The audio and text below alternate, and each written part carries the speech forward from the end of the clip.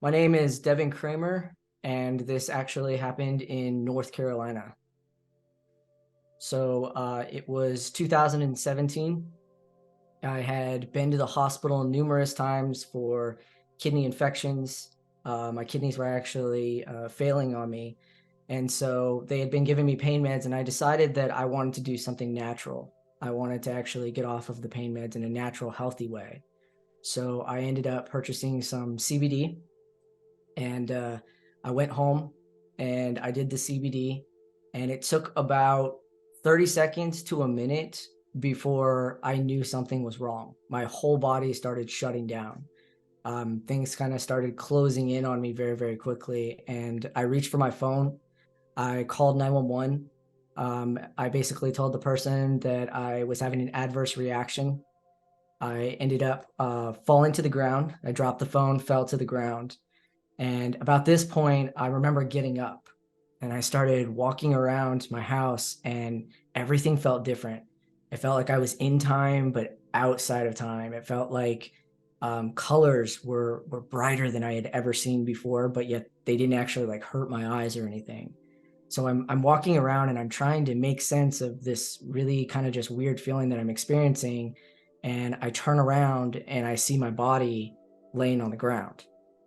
So at this point, it occurred to me that something drastic had happened. The first thing I actually thought is I thought that there was some catastrophic event that happened, like a comet that wiped out everybody. But then I quickly got the understanding that this was just me. And so I had died, or I had gone through this experience. And so at that point, instead of fear, I had this overwhelming feeling of just safety, security, love, that everything was okay. And as somebody who was raised by the church to basically fear everything to do with the afterlife, in that experience, was very calm. I felt completely and utterly safe. And so I started walking around more, kind of just making sense of what's going on. And I looked at the TV, and on the TV, there was the news, but it was completely frozen. Nothing was happening on the screen. And so then I ended up walking around the corner and sat down in this chair that I had because I felt just completely overwhelmed. And I knew that something was happening. I just didn't know, I didn't have words for what it was. And so I ended up calling my lab over to me, which she saw me. She came over to me. She rested her head like on my lap.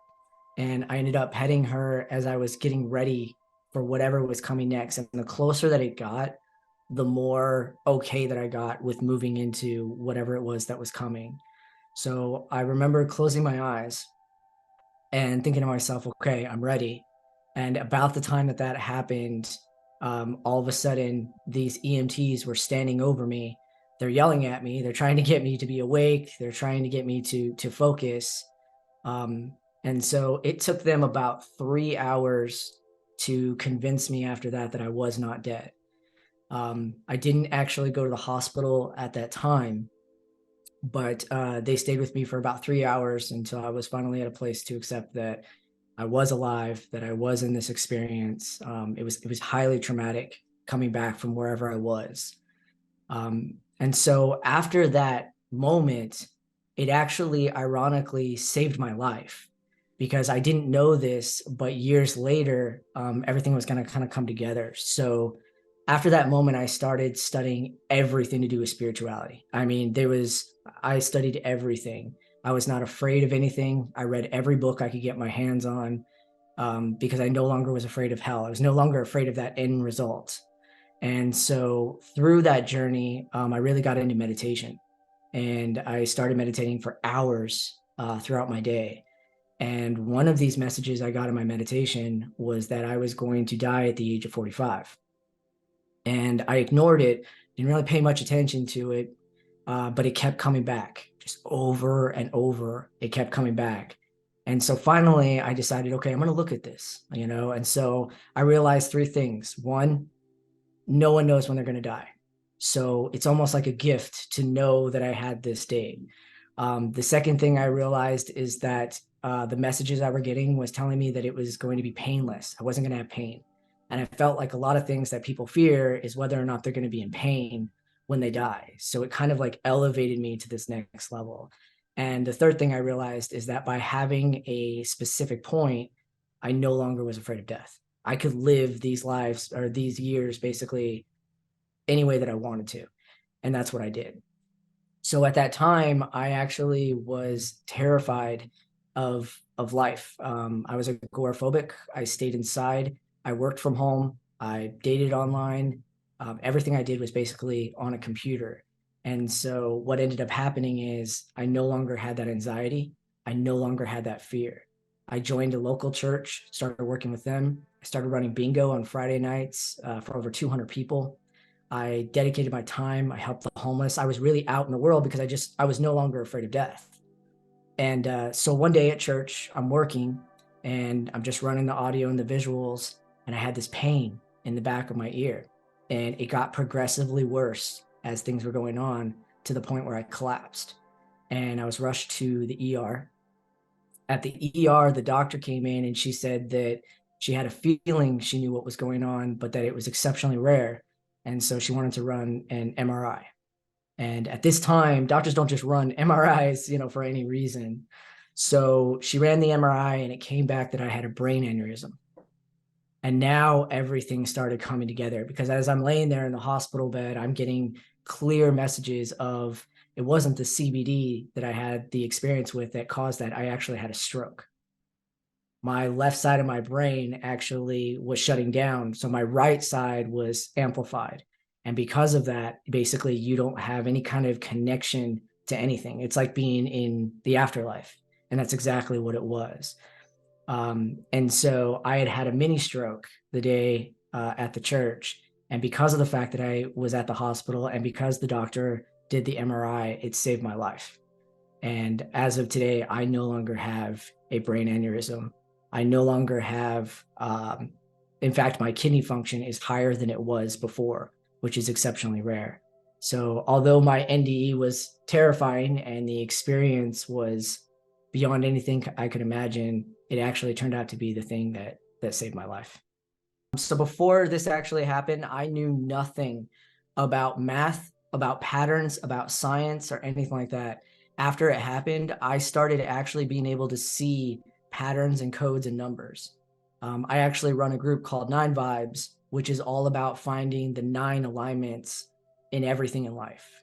So an example would be the sun is 864,000 miles in diameter. 8 plus 6 plus 4 is 18. 1 plus 8 is 9. The moon is 2,160 miles. 2 plus 1 plus 6 is 9. Water freezing, at the temperatures that it does, subtracted by the boiling point, ends up being a 9. Everything is aligned with 9. And so I started seeing these patterns. I started studying Fibonacci, the golden ratio, and I started to make sense of understanding that we lived in a world where we thought everything was chaotic, but it's not. It's very much designed, and I started seeing this. So I spend my days basically either writing books, as you can see behind me, either writing books or working with people one-on-one so that they can find their pattern in life because everything is divinely designed. One of the things that I actually did is I started what's called a 9 Vibes calendar. So currently right now we live on a calendar that has 28 days a month or 31 days or 30, and nothing is really aligned. And one of the earlier messages that I got was that everything is connected. So I spent time studying and creating this calendar. And basically the way it works is we have 25,920 days in a full precession of the equinox. This is something you can look up in science, but we couldn't figure out how to get our calendar to align to that. So we have 7 days a week. If you actually adjust that just slightly and add 2 extra days, you would have 9 days a week. 9 times 4 is 36. There's your 9 again. 36 times 12 is 432. And anybody who's into spirituality knows 432 is a powerful number. It's in healing, it's in harmony. It's just a very powerful number. So 432 times 5 years, which would be 5 cycles, gives you 2,160, the exact same diameter as the moon. And 2,160 times the 12 zodiacs, because you have 12 of them, takes you precisely at 25,920. So it is the way that you can actually live aligned with not only, the people that are doing it, but also with the cosmos. And that's something that I actually have been sharing with people. You can also align it to your chakras, because you have your 7 chakras, and then you have your 2 days. So you have a thought day, which is basically the day that you focus on your thoughts, what you want from the universe. Then you have vibration day. That's all about your feeling. What are you saying to the universe? And if you remember, Nikola Tesla said, if you want to understand the universe, you have to think in energy, vibration, and frequency. So when you add that all together, you can align your chakras, aligned with your life, aligned with the cosmos. So basically, your chakras are spinning wheels. So they're metaphysical wheels inside of your body that are connected to very physical parts of your body. Each chakra is connected to a different gland. So you have your root chakra, which is connected to your adrenal glands. You have your sacral chakra, which is connected to your reproductive glands. You have your solar plexus chakra, which is in your stomach, which is connected to your digestion and your pancreas.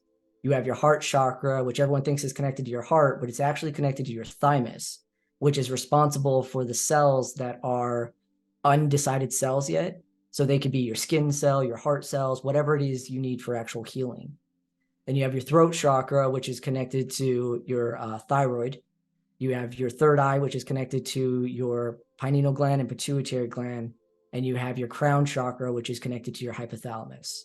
So by connecting to these, you can do something like charging your water, because each chakra has a frequency. So you can charge your water to that frequency. So when you drink it, you're actually connecting with your body. So the more connected you are to your chakras, the more healthy you'll be. The other thing I'm currently working on right now is I have what is called Voki. So Voki actually stands for a virtual oracle for inspirational knowledge and enlightenment. And what it is it's an AI that I have taken books that people love, such as Conversations with God, anything by Abraham Hicks, Neville Goddard, any of that. And I'm uploading it to this database so it's learning and it's training. So it's basically a AI that is dedicated towards helping you on your spiritual journey. You can go on there and ask any kind of questions, make a routine for me that has, charging my water and working with my chakras, and it'll create a whole entire routine for you.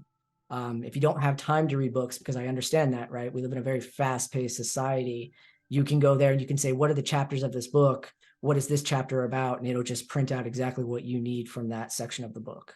The biggest thing that I learned from my experience is that we are the creators of our reality. When you really get into quantum physics and you get into science and you get into Nikola Tesla, who's been talking about this stuff, you realize that everything is made up of energy, and energy cannot be created nor destroyed. It just changes. So the more aware that you are in this society of your energy, the more you'll be able to change things. And so that's what I focus on teaching people, is to be aware of their energy and to realize that 1% more awareness today is 99% more aware than you were the day before.